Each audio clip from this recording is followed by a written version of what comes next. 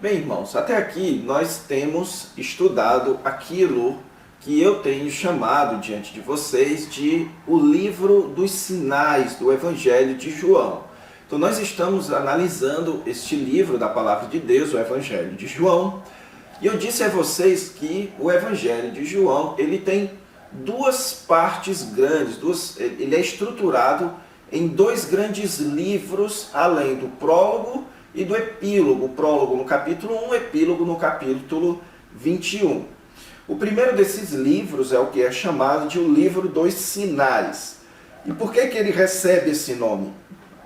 Porque ele vai girar em torno de uma coletânea de sinais e de discursos feitos pelo Senhor Jesus Cristo que vão discutir e expor sobre quem é Jesus e como os judeus o rejeitaram, com exceção de alguns poucos, ok?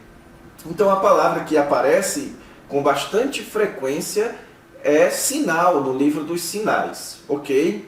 Então, eu mostrei para vocês também que este livro dos sinais, que vai ali do capítulo 2 até o capítulo 12, ele também possui duas estruturas menores.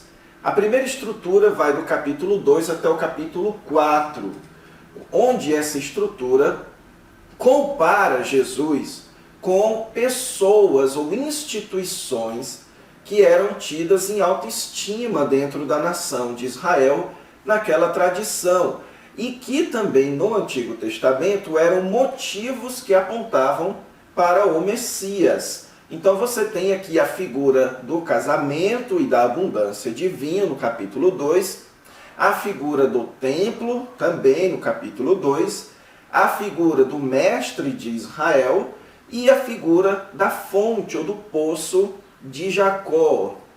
Ok? Então são quatro figuras que tinham uma certa estima dentro da nação de Israel, a última mais especificamente dos samaritanos, ok? Então, nesses três capítulos, Jesus é comparado com essas instituições e demonstrado como sendo superior a elas. Na aula passada, nós estudamos o capítulo 4 do Evangelho de João, que mostra o encontro de Jesus com aquela samaritana. E nós vimos que ali Jesus é descrito como aquele que é capaz de satisfazer os anseios da alma humana, de satisfazer as dificuldades, as carências que existem na alma humana por causa da presença do pecado e da ausência de Deus ali. Então nós vimos também que o capítulo 4 mostra Jesus como sendo aquele que inicia uma nova era do plano de Deus, uma nova era na história da humanidade, onde não há mais a necessidade de templo, não há mais a necessidade de figuras, de símbolos para a adoração a Deus, mas sim uma adoração em espírito e em verdade, ok?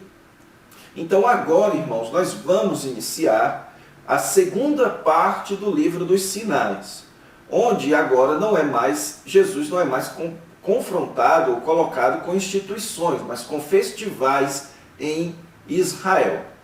Então, para isso, vamos aqui passar para os nossos slides, para que a gente possa estudar juntos ou analisarmos juntos, começarmos a analisar essa seção do livro de João. Então, vamos lá. Ok, irmãos, então, veja, nós vamos estudar agora os capítulos 5 e 6 do Evangelho de João. Então, antes de iniciarmos a analisar esse texto, eu quero introduzir a vocês a essa parte, como eu já tenho comentado com vocês. Então, os capítulos de 5 a 10 marcam uma nova estrutura no Evangelho de João. Então, é uma subestrutura, na verdade. Você tem aqui ainda o livro dos sinais. Jesus ainda está realizando vários sinais. Mas agora, Jesus ele não será mais comparado com essas instituições famosas de Israel, mas agora ele será comparado com festas famosas ou festivais famosos de Israel. Então, quais são estes grandes festivais? O capítulo 5 compara Jesus, ou coloca Jesus, no festival do sábado, que era o único festival de Israel que era realizado semanalmente, ok? Então não entenda que festival como sendo uma festa alegre, divertida, como é o conceito da nossa época. Não. Quando nós falamos em festas judaicas, você tem aqui atos religiosos, ok? Então eram expressões religiosas da nação de Israel. E o sábado era uma expressão religiosa, era um ato comunitário religioso semanal. Então Jesus aqui ele é colocado no sábado, para comparar então Jesus com os elementos do sábado. O capítulo 6, Jesus é colocado na Páscoa e compara Jesus com os elementos, com alguns elementos contidos nessa festividade da Páscoa. O capítulo 7 e 8 colocam Jesus na festa dos tabernáculos, ok? E, mais uma vez, comparam Jesus com elementos da festa dos tabernáculos. O capítulo 9, ele, como nós vamos ver mais à frente, ele é um estudo de caso. Então, ele serve como uma história parabólica. Então, João faz muito disso, contando uma história, mas que serve como parábola. O que significa isso? É uma história que carrega uma lição a ser ensinada. Então, o capítulo 9 é uma história parabólica, é um estudo de caso para aquilo que já foi dito no capítulo 7 e 8 e para aquilo que também será dito no capítulo 10, que é a respeito da cegueira e da luz trazida por Jesus. E o capítulo 10, então, traz aqui a quarta grande festividade de Israel, que era o Hanukkah. Ok? O que era o Hanukkah? Era uma festa, a chamada festa da dedicação, que celebrava então a libertação, a restauração do templo das mãos de Etíoco Epifânio. Ok? Então aí no seu slide, corrija aí, corrija no seu slide, se é que você pode, mas não é Hanukkah com 2 N's, mas com 2 K's, ok? Então só faça essa pequena correção aí na sua mente. Então entenda isso, ok? Então agora a estrutura do Evangelho de João vai seguir este esquema. Agora, irmãos, vamos entrar aqui no capítulo 5. Como eu disse a vocês, o capítulo 5, ele coloca Jesus no sábado, em uma festividade, em um ato religioso comunitário dos judeus, que era o sábado. Então, antes de comentar com vocês isso que está na sua tela, deixe-me explicar o que ocorreu aqui no capítulo 5. Então, Jesus estava aqui em Jerusalém, e então o texto nos diz que ele vai até um tanque que fica perto da entrada do templo de Jerusalém, chamado tanque de Betesda, certo? Então esse era um tanque, funcionava como uma piscina, e essa piscina ali, ela era ligada a um olho d'água, ok? Então era uma piscina natural, digamos assim. E aí o texto nos diz que ali havia uma grande multidão de pessoas. E você tem então, irmãos, no versículo 4, um texto entre colchetes. E todas as vezes que você lê no Evangelho de João algum texto entre colchetes, o que você deve entender é que este texto é altamente provável que não se encontra nos escritos originais, ou seja, que não é inspirado. Esse texto do versículo 4, por exemplo, ele aparece em manuscritos como sendo uma nota de rodapé. Ou seja, os copistas, aquelas pessoas que copiavam o Novo Testamento, faziam questão também de copiar uma notinha de rodapé que explicava por que havia uma multidão de enfermos ali naquele tanque. E a explicação é que havia então uma concepção de que o primeiro que entrasse na água seria curado. Bem, nós não temos como comprovar se isso era verdade ou não. O mais provável, porém, é que talvez isso fizesse parte de uma crendice popular, ok? E aí o texto diz que havia um homem enfermo ali há 38 anos, ou seja, ele não era enfermo de nascença. O que nos leva a entender mais à frente que ele se tornou enfermo e por isso não conseguia se locomover direito. E então o texto nos diz que o Senhor Jesus se encontrou com ele, perguntou se ele queria ser curado, ele disse que sim, e então o Senhor Jesus Cristo o curou e mandou ele carregar o leito. Os fariseus, as autoridades judaicas, disseram àquele homem que não era lícito carregar o leito no sábado. E então ele apontou e culpou Jesus, dizendo que foi Jesus quem mandou ele carregar.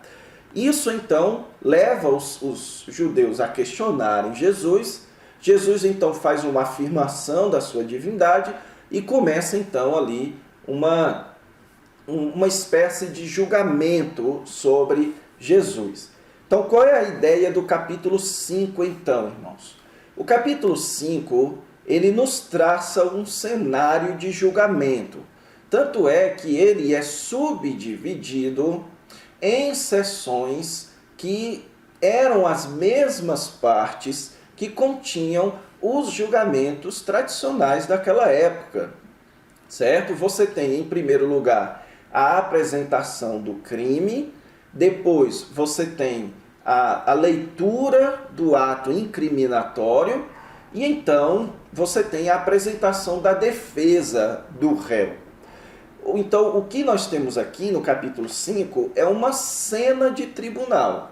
Então, no capítulo 5, dos primeiros 15 versículos, você tem aqui a apresentação do crime cometido por Jesus. Primeiro, ele cura em um sábado. E então a vítima, ou seja, o enfermo, ele é interrogado e identifica quem é o criminoso. Então você tem aqui o processo de investigação e Jesus então é identificado como o criminoso.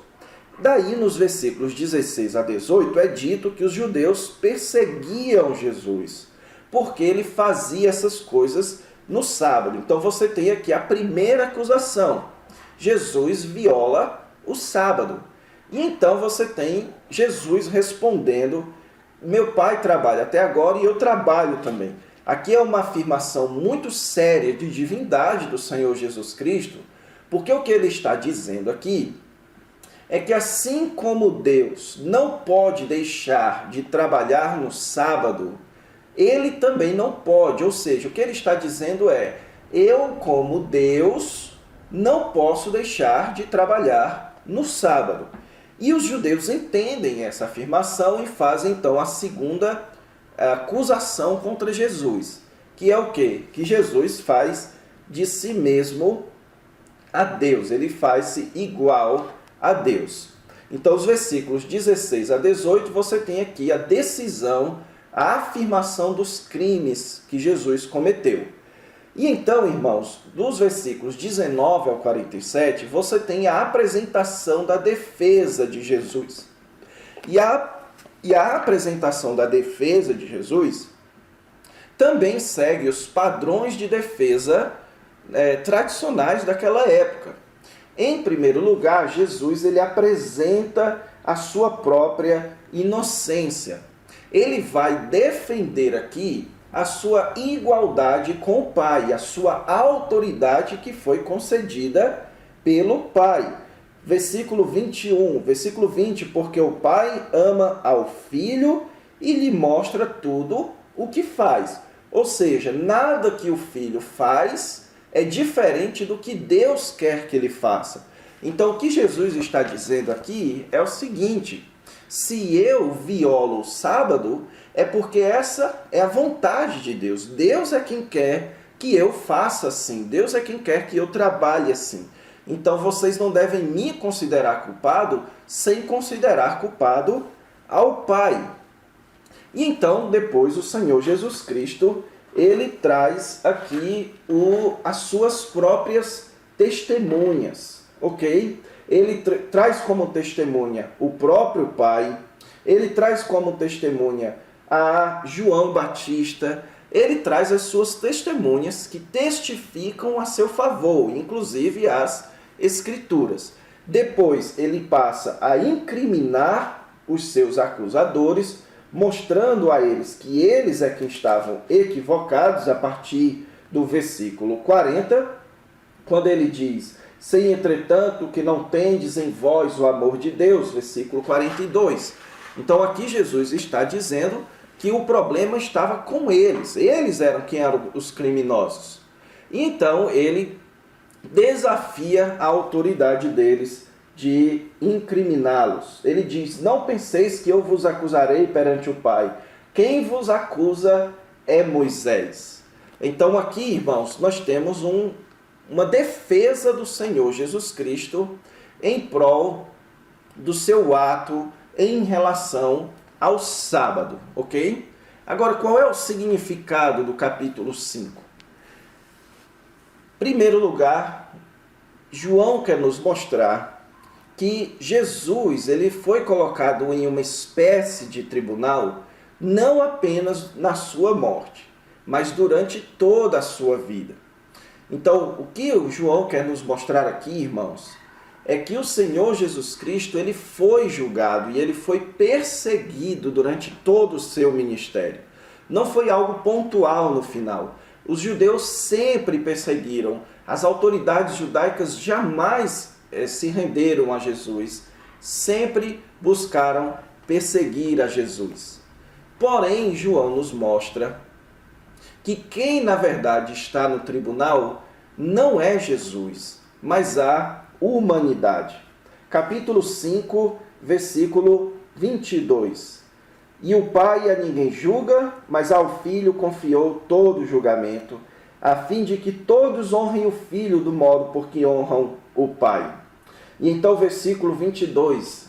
Quem ouve a minha palavra e crê naquele que me enviou, tem a vida eterna, não entra em juízo, mas passou da morte para a vida.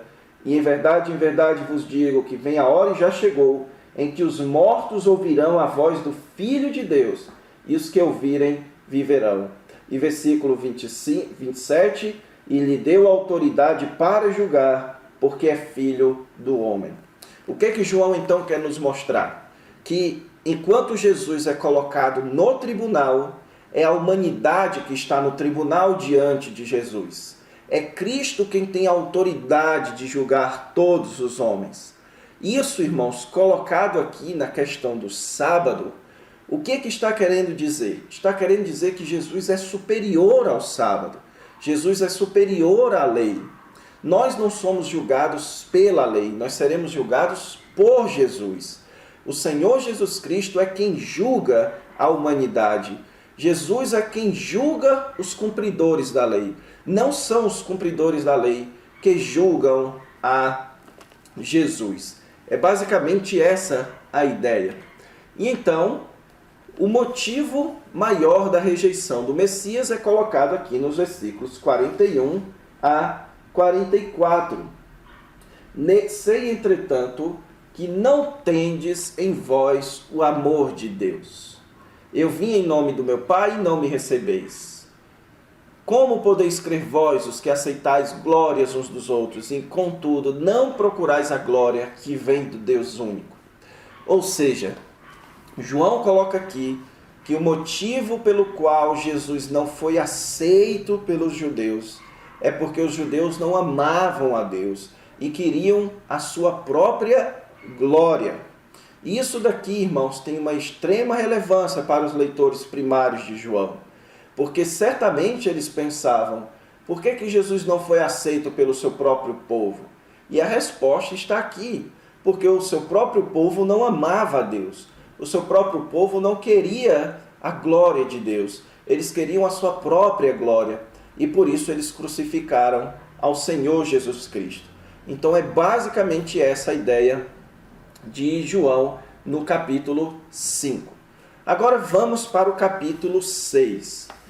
A estrutura do capítulo 6, irmãos, também é bem interessante, certo? Porque o capítulo 6, ele traz ali não um, mas dois sinais realizados pelo Senhor Jesus Cristo e um discurso teológico. Então note que existe aqui um padrão, certo? O capítulo 5 começa com um sinal e o discurso teológico. O capítulo 6 também começa com um sinal, mas não um, mas dois. E então Jesus parte para um discurso teológico, ok? Só que estes dois sinais são bem interessantes. Você tem um sinal realizado por Jesus em terra e um sinal realizado por Jesus no mar. Um sinal realizado por Jesus diante da multidão e um sinal realizado por Jesus diante dos seus discípulos. Já já nós vamos entender a relevância dessa distinção.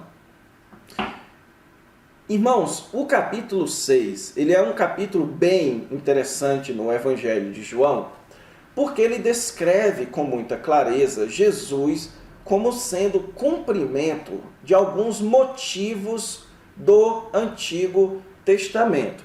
Você tem, por exemplo, olha só, Moisés em Êxodo capítulo 16, ele alimenta uma multidão com o pão vindo do céu. Então você tem aqui o motivo do maná que caiu do céu para alimentar o povo. E então, qual é o sinal que é escolhido por João para tratar aqui? É também o Senhor Jesus Cristo alimentando uma multidão num deserto, em um lugar deserto, ok? Só que depois, o próprio Senhor Jesus Cristo se descreve como um pão que desce do céu. Qual é a ideia, então, aqui? Que Jesus ele se compara, sim, com Moisés. Então, existe uma comparação aqui na festa, na época da Páscoa, e na época da Páscoa, a figura maior celebrada era a figura de Moisés, porque ele foi quem trouxe libertação para o povo. Então, agora, o capítulo 6 vai comparar Jesus com Moisés. Assim como Moisés alimentou o povo, Jesus também alimentou o povo. Só que Moisés só trouxe um pão físico. Jesus traz também agora um pão espiritual, um alimento espiritual comparado com a água do capítulo 4. Mas também, irmãos, assim como Moisés venceu o mar, lembra do caso do Mar Vermelho, em que Moisés abre o Mar Vermelho para que o povo atravesse? Isso era uma demonstração de que Deus estava com Moisés. Isso era demonstrado com a vitória sobre o mar. E então João escolhe também o evento de Jesus andando por sobre o mar. Jesus mostrando a sua superioridade sobre o mar para os seus discípulos. Então aqui você tem uma clara comparação entre o que Moisés fez e o que Jesus fez, mostrando que o que Moisés fez foi grande, mas o que Jesus fez foi muito superior. João deseja enfatizar então aqui a superioridade de Jesus sobre estes temas da história e da religião judaicas, temas estes especialmente relacionados à Páscoa. Certo? Então, deixa eu só comentar antes de ir para este último ponto. O capítulo 6, irmãos, vocês vão notar que em vários momentos Jesus ele se compara com estes motivos do Antigo Testamento. Por exemplo, no capítulo 6, versículo 30, que sinal fazes para que o vejamos e creiamos em ti? Quais são os teus feitos? Nossos pais comeram um maná do deserto, como está escrito, deu-lhes a comer pão do céu. E então, versículo 32, respondeu-lhe Jesus, em verdade vos digo, não foi Moisés quem vos deu o pão do céu. O verdadeiro pão do céu é meu Pai quem vos dá, porque o pão do céu é o que desce do céu e dá vida ao mundo. Então, Jesus aqui, irmãos, ele está se comparando com Moisés. Moisés foi o libertador, foi. Mas Jesus, ele é o enviado de Deus para libertar a humanidade. Moisés trouxe pão do céu? Sim, mas o verdadeiro pão do céu, o pão do céu superior, é aquele que não traz um alimento físico e temporário, mas é aquele que traz vida espiritual, é aquele que traz a satisfação espiritual e plena. É um pão espiritual descido do céu, que é o próprio Senhor Jesus Cristo. Então Jesus Cristo não apenas é superior a Moisés, como ele é também superior àquilo que Moisés pôde oferecer. Mais uma vez, irmãos, isso relacionado aos leitores primários de João, isso tinha uma relevância enorme, porque agora, já no capítulo 8, Jesus também vai ser comparado com Abraão e colocado como superior a Abraão. Ou seja, os judeus precisavam entender que era Jesus o centro da atenção, deveria ser Jesus o centro da atenção deles, e não Moisés ou Abraão, ou aqueles da tradição que enfatizavam a tradição judaica. Toda essa tradição apontava para o Messias, que já havia vindo, que era o Senhor Jesus Cristo. Mas também, irmãos, o capítulo 6, ele vai enfatizar bastante a questão do que são os verdadeiros e falsos seguidores de Jesus. O próprio Jesus disse no versículo 26, vós me procurais não porque vistes sinais, mas porque comestes pães e vos fartastes. Ou seja, enquanto no capítulo 5 ele vai mostrar a recusa de pessoas em seguir a Cristo, o capítulo 6 vai mostrar pessoas que queriam seguir a Cristo, mas estavam fazendo isso com os motivos errados. Versículo 34, as pessoas pediram, Senhor, dá-nos sempre desse pão. Ou seja, as pessoas não entendiam o que Jesus estava querendo ensinar, o que Jesus estava querendo dizer. Mais uma vez, o tema da má compreensão do que Jesus diz. Versículo 37, então, todo aquele que o Pai me dá, esse virá a mim, e o que vem a mim, de modo nenhum, o lançarei fora. Então, João capítulo 6, ele traz um dos textos mais calvinistas das Escrituras. Todo aquele que o Pai me dá, esse virá a mim. Versículo 37 diz isso, mas o versículo mais à frente, versículo 44, ninguém pode vir a mim se o Pai que me enviou não o trouxer, e eu o ressuscitarei no último dia. Aqui você tem um texto claro que mostra que os verdadeiros seguidores do Senhor Jesus Cristo são aqueles que são atraídos por Deus e não atraídos pelos seus próprios interesses. São aqueles que são atraídos pela vontade de Deus e não aqueles que são atraídos pelo uso da sua própria liberdade e da sua própria vontade. Então, o que você tem aqui é um texto que mostra a soberania de Deus na salvação. Que os verdadeiros seguidores de Cristo são aqueles que foram alcançados pelo próprio Deus. E por fim, no versículo 68, você tem aqui a declaração de Pedro, que é a marca do verdadeiro seguidor. Senhor, para quem iremos? Tu tens as palavras da vida eterna. Então, o que o verdadeiro seguidor de Cristo deve buscar nele não é a satisfação da vida passageira, mas da vida eterna. O pão que Moisés providenciou resolvia o problema da vida passageira. Ele ajuda você a continuar vivo. Mas o pão que Deus enviou do céu, que é Jesus, ele traz vida eterna. Então, é essa a ideia de João capítulo 6. Então, vamos dar uma paradinha aqui. Na próxima aula, a gente vai prosseguir, então, para os capítulos 7 e 8 de João. Então, fiquem com Deus. Até a próxima aula. Deus vos abençoe.